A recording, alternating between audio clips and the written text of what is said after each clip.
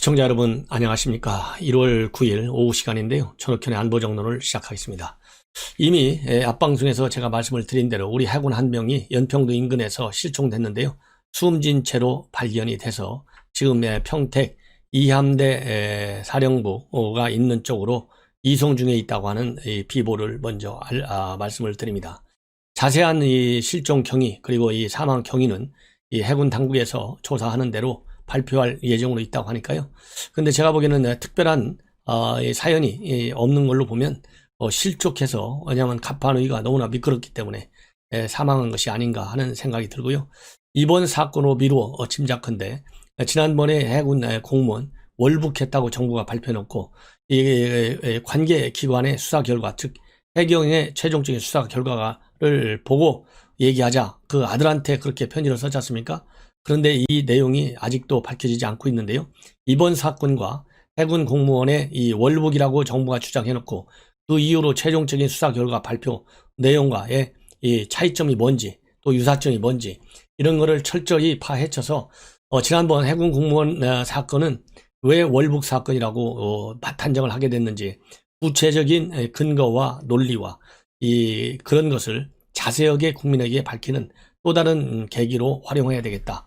저는 그런 말씀을 드리고 싶습니다. 그리고 오늘 아침에 이제 북한 조선중앙통신과 노동신문을 통해서 북한이 최근에 열었던 당대회 결과를 발표를 했고, 제 방송에서도 이 논평을 해드린 바 있습니다. 그 방송 내용을 보면 김정은이가 한국에 대해서 이 선물을 줄 준비는 되어 있으니까 북한에 대해서 남한이 먼저 선물을 좀 달라, 그래서 합의사항 좀 제대로 이행하라, 이렇게 압박 또는 설득 또는 종용하고 나섰어요. 이 메시지가 있자마자 마치 기다렸다는 듯이 말이죠. 불과 5시간도 안 돼가지고 통일부가 논평을 했어요. 우리가 남북합의 이행하려는 거 확실하다, 의지가. 이렇게 답변을 내놨는데요. 제발 우리 야권에서 제안하는 또 이 비판하는 대안에 대해서도 문재인 정권이 좀 빠르게 답변을 내놨으면 좋겠다. 아니, 김정은이가 하는 얘기는 놀래가지고 놀랜 토끼처럼, 아니면 반가운 듯이, 그야말로 100년 손님의 말이나 되는 것처럼 반가운 듯이 이렇게, 아니면 꼭 하수인같이 부하처럼 5시간 만에 답변하는 대한민국 정부, 여러분들 이게 제대로 된 주권을 가진 정부라고 보십니까? 이해가 안 가죠? 예. 얼마나 기다렸으면, 눈이 빠지게 기다렸으면 5시간 만에 이 답장을 내놓냐고요. 그래서 오늘 통일부 대변인이 답변을 내놨는데요. 남북 합의를 이행하려는 우리의 의지는 확고하다. 한반도의 비핵화와 평화정착, 남북관계 발전을 추구해 나간다는 정부의 입장은 일관된다. 남북이 상호 신뢰와 존중을 바탕으로 가까운 시일 내에 한반도 평화 번영의 새 출발점을 만들어 나가길 기대한다. 그래서 가까운 시일이라고 되어 있잖아요. 4월 9일 선거 이제 2달 조금 더 남았거든요. 그래서 제가 보기에는 한 3월쯤, 늦어도 3월 중순쯤 이전에 뭔가 최소한도 DMZ에서 또 사진 한 장 박는 평화쇼가 이루어질 가능성은 이제는 거의 100%로 확실해지고 있다. 그래서 최소한도 이 남북한 둘이서 이렇게 짝짝꿍하고 만나가지고 바이든을 또 압박하는 거예요. 그런 이 모양새로 갈 가능성이 굉장히 크고, 그렇기 때문에 야권의 대응이 그 어느 때보다도 이제는 긴박하고 기묘한 상황에 처해 있다고 봅니다. 그러면서 이 통일부 대변인은 미국의 신행 행정부 출범은 북미관계 개선에 좋은 기회가 될 수 있는 만큼 북미관계가 조속히 재개되기를 기대하고 향후 당 대회 결정서 등 후속 입장을 주시하겠다, 이렇게 입장을 밝혔어요. 구체적으로 이 북한의 워딩을 한 말씀만 더 드린다면, 그래야 여러분들께서도 이해와 그리고 이 문재인 정권의 대북 태도에 대한 비판적 시각과 논리를 짜는 데도 도움이 됩니다. 북한 김정은이가 뭐라고 했냐면요. 5일에서 7일까지 3일간 진행된 회의였습니다. 현 시점에서 남조선 당국에 이처럼 일방적으로 선의를 보여줄 필요가 없다. 이게 얼마나 이거 무시하는 거예요? 그렇잖아요. 일방적으로 선의를 보여줄 필요가 없어. 이 얘기는 나는 답답하지 않아. 문재인이 당신이 얼마나 지금 답답하고 급한지 내가 다 알고 있어. 이 얘기예요. 참 자존심 상하지 않습니까? 우리의 정당한 요구에 화답하는 만큼 북남 남의 합의를 이행하기 위해 움직이는 것만큼 상대해 줘야 한다. 그러니까 상호주의, 그러니까 알아서 기어라 이거예요. 그러면서 현재 남조선 당국은 병력협력, 방역협력, 인도주의 협력, 개별관광 같은 비본질적인 문제들을 꺼내들고 북남관계 개선에 관심이 있는 듯한 인상을 주고 있다. 요런 정도 가지고서는 양이 안 찬다는 얘기입니다. 요거 가지고 함부로 북한한테 대화 나오라고 하지 말아라. 대화의 대가는 그 어느 때보다도 비싸다. 예. 그 다음에 남북관계의 현 실태는 판문점 선언 발표 이전 시기로 되돌아갔다 해도 과언이 아니다. 그러니까 이제 평양선언, 판문점 선언, 9.19 군사합의 이런 거 하나도 안 지키고 있다고 비판하는 거예요. 더 정확하고 강력하며 더 먼 곳까지 날아가는 미사일을 개발하게 될 것이라느니 세계 최대 수준의 탄도 중량을 갖춘 탄도 미사일을 개발했다느니 하던 집권자가 문재인 대통령이에요. 직접 한 발언부터 설명해야 한다. 이 얘기는요. 우리가 우리 자체의 여러 가지 이제 군사력 증대 정책들, 이 획득 문제 이런 거에 관해서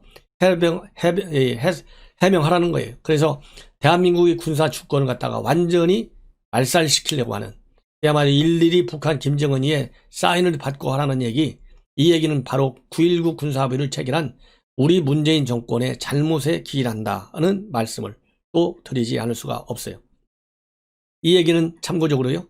문재인 대통령이 작년 7월에 대전의 국방연구소를 찾아가 가지고 사거리 800km 탄두를 사거리 800km의 탄두를 2톤까지 실을 수 있는 현무사를 개발했고, 이 보안 상황이기 때문에 카메라 앞에서 자유롭게 말할 수는 없지만 세계 최고 수준의 탄두 중량을 갖춘 탄도 미사일에 성공한 데 대해서 축하 말씀을 드린다. 이렇게 문재인 대통령이 얘기했거든요. 요 얘기를 지금 비판하는 겁니다. 예. 그래서 내정 간섭적인 김정은, 내정 간섭을 허용해 놓고서도 그 의식하지 못하고 있는 문재인 정권, 그럼에도 김정은이가 한마디니까 좋아서 기뻐 날치는, 그래서 5시간 만에 입장문을 발표하는 문재인 정권, 이 이인영 장관, 참 자존심 상해가지고요. 이거 논평하고 싶지도 않습니다. 예. 이렇게까지 통일부가 나섰어요. 그래서 제가 보기에는 2월과 이제 3월이 되면 중요한 훈련들이 있어요. 이 훈련들, 독수리 훈련, 이런 훈련들 절대 하기가 어려울 것이다. 예. 분명해 보여요. 그 다음에 이제 코로나 때문에 부산과 서울에서 보궐선거를 하는데요. 이런 경우에는 이 귀책 사유가 서울시와 부산시가 있기 때문에 선거 비용을 이 자치단체에서 내게 돼 있어요. 참고로 서울의 경우에는 487억 5천여만 원, 부산은 205억 6천여만 원이 드는데, 부산은 완납을 했는데요. 서울시는 돈이 모자라가지고 아직 178억을 못 내고 있다는 말씀을 드립니다. 그리고 최근에 선관위에서 또 여전히 아주 편파적인 결정을 하나 내놨어요. TBS가 어떤 방송입니까? 방송 같지 않은 방송이죠. 예. 이 TBS에서 사전 선거운동으로 보일 수 있는 캠페인을 벌였어요. 말로야 뭐 자기네가 운영하는 유튜브 방송 100만 구독자를 모이려고 했다고 하지만 기호가 1번을 연상시키는 그런 홍보 문안으로 되어 있었어요. 예. 100만 구독 캠페인. 그래서 이래야 돼. 이젠. 그래서 일 가로하고 일자를 써 있고요. 일하죠. 그리고 가로하고 또 일. 이렇게 일 가로 일은 뭡니까? 1번 찍으라는 얘기잖아요. 이것이 이제 비판이 되니까 방송국에서는 그 방송을 중단했습니다. 그리고 선관위에서는 이거를 검토했는데요. 사전 선거운동이라고 볼 수 없다. 이렇게 밝히고 있고, 자, 그러면 그 경위, 조사를 제대로 했느냐, 조사한지 안 한지 이런 것은 밝힐 수 없다. 이렇게 입장을 발표하고 있는 선관위. 이거 참 큰일 났습니다. 예. 그래서, 이제는 이 선관위의 이런 주장과 관련해서요. 또 다른 법적 수단을 동원해서 고발을 해야 되겠다. 이렇게 저는 제안을 합니다. 그리고 최근에 우리 법원에서 일본 위안부에 관해서 우리 위안부 12명이 소송을 제기했잖아요. 승소 판결을 내렸어요. 그러면서 12명한테 각각 1억씩 일본 정부가 지불하라. 이런 판결이 내려졌고요. 일본 정부에서는 이런 국제법상 주권국가가 다른 국가의 재판권에는 복종하지 않는다. 수용할 수 없다. 이런 입장을 스가 총리가 직접 발표를 했고, 그리고 일본 외무성 장관은 우리 일본 대사를 초치해서 강력히 항의했습니다. 그리고 또 이 강경화한테 전화를 걸어왔어요. 그래서 이와 관련해서 강경화 이 외교부 장관은 과도한 반응을 자제해달라, 이렇게 얘기한 것으로 알려지고 있고요. 우리 정부는 법원의 판단을 존중하고 위안부 피해자들의 명예와 존엄을 회복하기 위해서 정부가 할 수 있는 노력은 모두 다 해나갈 예정이다. 그러면서 정부는 2015년도 12월에 한일 정부 간 위안부 합의가 양국 정부의 공식 합의라는 점을 상기한다. 이번 판결이 외교관계에 미치는 영향을 면밀히 검토해서 한일 양국 간 건설적이고 미래지향적인 협력이 계속될 수 있도록 노력을 기울이겠다. 이런 입장을 밝힌 것으로 그렇게 외교부가 지금 발표를 했습니다. 그런데요, 이거 지금 한일 관계의 잘못은 이 사법부의 판결도 판결이지만 취임 전부터 반일 입장을 기본으로 해서 표를 모으려는 선거공학적 차원에서 이 외교 문제를 다룬 현 정권의 잘못에 기인한다. 이 책임론이 저는 더 크다. 이렇게 저는 생각을 합니다. 그 다음에 대통령 비서실장 유영민 비서실장으로 바뀌었죠. 그 전에 임종석과 노영민 두 비서실장이 있는데요. 이분들이 다 이제 문재인 대통령의 신문이라고 하나요? 이제 신문재인계 신문의 핵심 실세들이에요. 그러다 보니까 그냥 놀고 있을 수는 없지 않느냐. 뭔가 중책을 맡을 것이다. 앞으로도. 이렇게 지금 보도들이 전망을 하고 있어요. 그래서 임종석 같은 경우에는 남북관계에 관해서 중요한 일을 맡을 것이다. 그래서 이미 외교안보 특보 자리를 맡고 있지 않습니까? 그래서 뭔가 더 구체적으로 입장을 이 직책을 맡을 것이다라고 했는데 북한이 대놓고 좋은 선물 하나 주겠다고 했잖아요. 그래서 이 선물과 관련된 특정 임무를 맡을 가능성이 상당히 커요. 왜냐하면 임종석이는 이미 3차례 남북 정상회담할 때 준비위원장을 맡아서 남북관계에 직접 관여한 바 있습니다. 그리고 이 노영민 실장은요, 지금 청주 전셋집 하나 얻어가지고 청주에서 산대요. 그래서 지금 보궐선거에 나가거나 아니면은 내년도에 있게 되는 충북도지사, 그게 본인의 꿈이랍니다.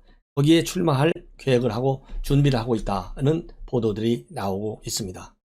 자, 그리고요, 법무부 감찰위원회를 건너뛰려고 바로 징계위원회를 열려다가 감찰위원회의 강력한 반발에 직면해가지고 추미애가 마지못해서 감찰위원회를 지난 12월 1일 날 열었지만은 감찰위원회한테 혼났잖아요. 말하자면 윤석열 총장에 대한 직무 배제 조치 잘못됐다 결정을 내리지 않습니까? 그러면서 그 당시 지적받은 것 중에 하나가 이 법무부 감찰위원회 설치 관련 규정에 보면 중요 사항에 대해서 감찰과 관련해서 사전에 반드시 보고하게 되는 의무조항으로 되어 있는데요. 이 추미애가 슬그머니 의무조항이 아니라 감찰과 관련해서는 자문을 받을 수 있다. 이렇게 해놨어요. 그래서 꼭 자문을 받는 것이 아니고 선택조항으로 해놨습니다. 그래서 이것이 감찰위원들에게 엄청난 비판을 받았어요. 그러다 보니까 이번에 개최된 감찰위원회에서 추미애가 사실은 가서 죄송합니다 해야 되잖아요. 근데 추미애가 그런 사과를 할 사람입니까? 아니잖아요. 그러다 보니까 이 감찰 담당관, 이 유혁 감찰관이 검사장급인데 사과를 하고 정식으로 이 감찰 관련 규정을 제대로 좀 수정을 보겠다. 이렇게 보고한 것으로 알려지고 있는데요. 이 대목에서는 역시 추미애 대단하다는 말씀밖에는 드릴 말씀이 없고 뻔뻔하다는 말씀, 그리고 여전히 독선과 아집, 그리고 이런 것만 보더라도 사표를 안 낸 그 의미를 저는 충분히 알 수 있을 것 같습니다. 자, 이제는 이문열, 여러분들 아주 유명한 작가죠. 이문열 씨를 조선일보에서 단독으로 인터뷰했습니다. 그래서 인터뷰 내용을 보면 이문열 씨도 과거 이 진보 계열에 속하다고 있었는데 요즘은 이제 완전히 진중권, 이 서민 이런 사람들하고 똑같죠. 처럼 이제 반 문재인 전선에서 활동하고 있는 작가인데요. 이 조선일보의 인터뷰에서도 그런 생각을 여과 없이 드러내 놓고 있습니다. 그러면서 그동안에 상당히 참 이 문재인 정권이 독선하고 독주하고 그리고 대신에 이제 비판 세력들은 상당히 취약하고 그래서 걱정을 많이 하고 이러다가는 대한민국이 참 쉽게 무너지겠구나 이렇게 생각을 하고 참 좀 비관적이고 부정적인 생각을 가졌었는데요. 연말에 다 돼서 딱 보니까 우리 사회가 이렇게 쉽게 무너지지는 않겠구나 하면서 안도감을 느꼈다. 이렇게 밝히고 있어요. 이 안도감을 느끼게 된 결정적 계기는 감사원의 최재형 원장, 그리고 법원의 조미연 부장판사, 홍진욱 부장판사, 그 다음에 임정엽, 정경심 재판 판사, 이런 판사들이 신선한 감동을 줬기 때문으로 감사원과 법원이 신중한 감동을 줬고 그게 희망적인 신호다 이렇게 얘기했는데요. 그 이유가 제가 생각하기에는 이 담당 판사들의 판결에 감동을 한 것으로 그렇게 보여집니다. 그래서 이 언론 인터뷰 내용을 쭉 보면은 지금 현재 우리 대한민국이 두 지정으로 딱 쪼개진 것 같아서 굉장히 불안했는데, 그리고 참 큰일 났다 싶었는데 2020년을 넘기면서 보니까 그렇게 그런 것 같지는 않고 그나마 다행이다. 특히 다행인 이유는 이 법원이 살아있다는 것 하나가 있고요. 그 다음에는 진중권, 강중만, 홍세화 같은 사람들도 다 돌아선 거. 특히 강준만과 진중권은 20년 전에 본인한테 대들면서 악쓰고 덤빈 사람들인데 이 사람들이 다 돌아선 것만 보더라도 정말 참 다행스럽다. 이렇게 얘기를 하고 있고요.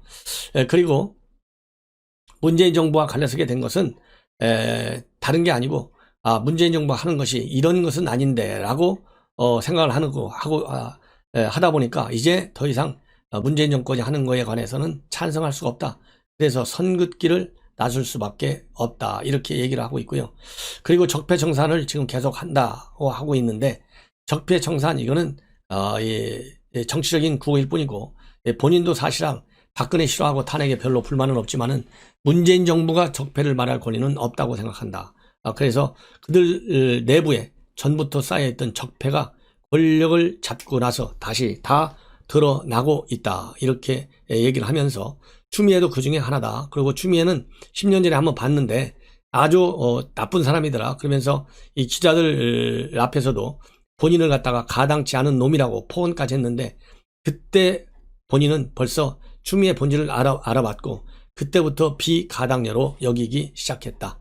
그리고 추미애와 윤석열 갈등 상당히 잘못된 거지만은 순기능도 물론 있다. 청와대나 거대 여당이 마음먹어도 할 수 없는 일이 있다는 걸 온 국민이 알게 된 거, 이거는 굉장히 긍정적인 신호다. 이렇게 보고 있습니다. 그리고 보수주의자들이 얘기하는 보수가 뭐냐 물어봤어요. 그러니까 보수라고 하는 것은 먼저 산 사람들이 수고를 잊지 않는 것이다. 그러면서 우리 현대사는 박정희 20년과 신근무 10년이 절벽처럼 가로막고 있는데 그들이 100% 악당이 되어버렸다. 아니다. 그 시대를 거쳐 도착한 게 오늘이라고 생각하고 적어도 필요악이었다. 우리가 다시 전두환과 참김 중 선택을 한다고 치면 누굴 고르는 게 나았을지 솔직히 모르겠다. 이렇게 얘기를 하고 있습니다. 그러면서 전반적인 기조, 이렇게 이문열 작가의 그런 이 사고와 판단에 저도 상당 부분 동의한다는 말씀을 드립니다. 자, 그리고요, 참여정부 1등 공신 중에 한 사람이 누구죠? 염동연 씨죠? 염동연 씨 회고록이 최근에 나왔습니다. 그래서 이 조선일보에서 연재를 하는 것 같아요. 일본이 2003년 부산파의 등장 이렇게 돼 있는데요. 사실 염동연 씨는 이 문재인 현 대통령 당시는 이제 캠프에서 뛴 변호사, 이 인권 변호사의 한 명에 불과했는데 갑자기 비밀 인사위를 가동시키자고 해서 노무현 대통령이 비밀 인사위를 가동시켰다고 그래요. 그 당시 인사위 멤버가 김원기 상임 고문, 문희상 비서실장 내정자, 신계륜 당선자 비서실장, 그리고 염동연 정도 이렇게 됐는데 어느 날 갑자기 보니까 말이죠. 이 문재인 지금 현 대통령 당시 변호사가 왔더라는 거예요. 근데 왔는데 이호철을 데리고 왔더라. 그러면서 이 노무현 대통령이 소개하기를 앞으로 이 회의에 부산의 문재인 변호사를 참석시키겠다 이렇게 말을 하면서 이제 알게 됐다는 겁니다. 그런데 그때 본인은 상당히 기분이 별로 안 좋았다. 왜냐하면 절대 정치 안 하겠다고 누차 얘기를 하고 빠져 있었다는 거예요. 그러다가 이 캠페인 거의 마지막 단계에서야 들어왔는데 왜 갑자기 이렇게 실세들만 와가지고 이 정부 구성하는 인사 문제를 논의하는 데까지 끼느냐, 거기에 대한 불만을 가졌기 때문에 별로 반가워지 않았다는 거예요. 그러다가 나중에는 결국 이 인사위원회가 비밀 인사위원회였는데 언론에 알려지면 큰일 난다 이렇게 해서 또 인사위를 해체하는 그런 일도 있었다는 것을 지금 실토를 하고 있습니다. 그래서 그 당시에도 이 인사위 활동하는 사람도 별로 없었고 언론에도 한 번도 노출되지 않았다. 그러면서 당시에 이 문재인 대통령을 노무현 대통령 당선자가 그 당시 노무현 대통령이 부르게 된 것은 노무현 대통령을 만드는데 민주당이 사실상 많이 흔들었기 때문에 사람이 없었다는 겁니다. 그래서 사람이 없다 보니까 이제 부산법밖에 남은 게 없고, 부산법밖에 남은 게 없다 보니까 그 중에서 핵심은 문재인이었다는 것이죠. 그 당시에. 그래서 문재인 현 대통령을 비밀 인사위에 부르게 됐고, 그래서 이제 청와대에서 무산 정권이다 라는 말도 횡행하게 됐다는 그런 이 에피소드를 소개하고 있습니다. 예. 그리고 이제 마지막으로 제가 이 칼럼 하나 소개해 드리겠습니다. 이거 한 5분 정도 걸릴 것 같아요. 뭐냐면, 이거는 6·1 칼럼입니다. 조선일보. 6·1 논설위원까지 했죠. 이 언론인, 아주 VIP 언론인인데, 국민의힘에 대한 강력한 권고, 비판입니다. 국민의힘 정권에 맞서는 감동을 줘야만이 국민의 힘을 얻는다. 그래서 연초 여론조사를 보면 민심은 국민이 정권 교체를 바라고 있는데, 서울시장에는 안철수, 대선 후보로는 윤석열, 이거 제1야당의 존재감이 전혀 없다는 것이죠. 이 이유는 무의와 안일, 세태 영합으로만 가는 현 국민의힘 가지고서는 안 된다. 그래서 헌 껍데기를 찢고 나와야만이 국민이 믿어줄 수 있고 선거에서 이길 수 있다. 이런 논지로 비판적 시각을 드러내놓고 있습니다. 그래서 여러분들께 한번 쭉 읽어드리겠습니다. 한 4분 정도만 기다려 주십시오. 들어주십시오. 연초에 여러 여론조사 기관들이 민심의 주의를 전했다. 다수 국민이 문재인 정권에 등을 돌리고 정권 교체를 바란다는 것이었다. 문재인 정권에 기울었던 중도층, 왔다갔다층, 무당파층, 일부 호남표, 상당수 3040, 일부 여성층이 이탈한 결과라 했다. 정당 지지율에서도 국민의힘 지지가 더불어민주당 지지보다 약간 웃돌았다. 부동산 정책을 통한 586 운동꾼들의 중산층 죽이기, 자영업 폭만, 대기업 흔들기, 왕년의 유신 국회보다도 무지막지한 입법 독주, 그리고 치사하고 유치하기 짝이 없었던 윤석열 찍어내기 등이 자초한 당연한 결과일 것이다. 그러나 이보다 더 주목할 현상이 또 하나 있다.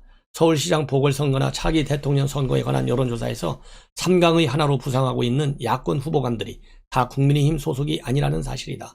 서울시장 후보감으로는 안철수 국민의당 대표가 선두를 달리고 있고, 대통령 후보감으로는 야권 전체를 통해 윤석열 검찰총장이 단연 앞서고 있다. 국민의힘은 더불어민주당 실패의 반사 이익을 누리고는 있지만, 그렇다고 그들이 차기 대안 권력으로 인정받고 있는 건 현재로선 아니라는 뜻이다.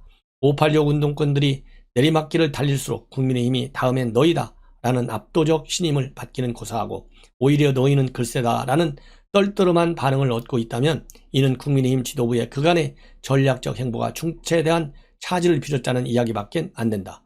국민의힘 지도부는 지난 4.15 총선 때부터 보수, 우파, 자유, 장외 투쟁을 극우로 몰아치고, 그 대신 좌클릭과 어정쩡한 우왕좌왕을 새간판, 새 패션으로 내걸어 왔다.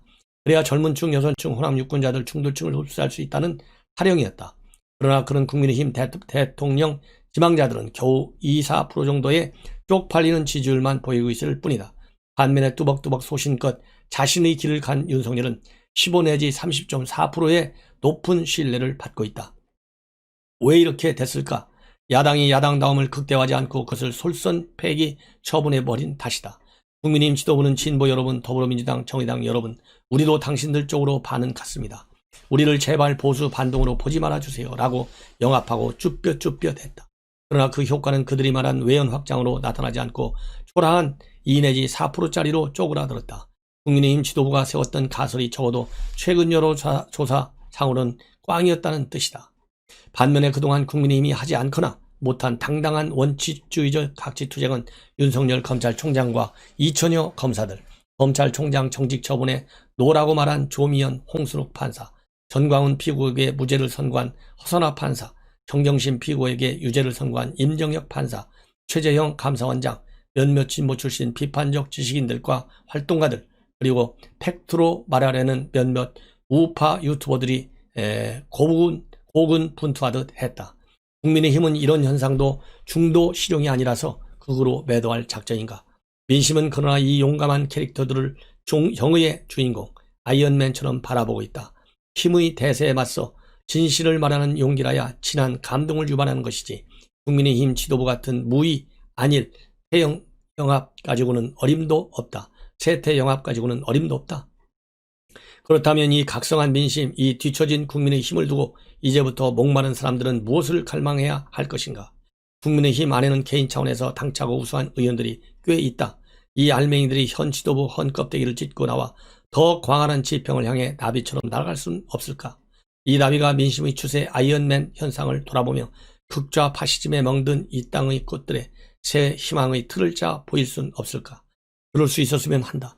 민심이 아무리 바뀌어도 이 여러 반전체주의 계열들이 지지율 고작 2 내지 4% 체급들의 쪼잔한 입신양명 다툼에 제각기 따로 홀려버린다면 모두 다 공면할 것이니 너무나 뻔하기 때문이다. 굉장히 아픈 지적입니다. 그래서 당사자들도 정말 고군분투하고요. 그 다음에 지휘부 밤잠 자지 말고 많은 전략과 지혜를 모아주실 것을 당부드립니다. 시청자 여러분들, 이 칼럼 611 칼럼 꼭 다시 한번 들으시거나 아니면 직접 조선일보 칼럼을 읽어주시면 고맙겠습니다. 대단히 감사합니다.